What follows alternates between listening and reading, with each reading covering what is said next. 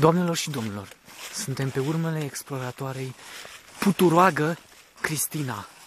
Aceasta explorează în căutarea aurului pierdut al dacilor, ce a mai rămas din el.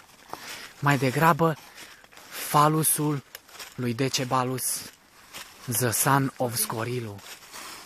Domnișoară cercetătoare, ne puteți spune ce ați reușit să descoperiți până acum? Ce ne puteți spune? Ce informații aveți? Și aici, asistentul lui Scorilo, Bogdanus Perscorilus. Domnule Bogdanus, da. Ce căutați dumneavoastră în această expediție? Nu știu, un amic, Radu îl cheamă. Da? E puțin dus. Da, da.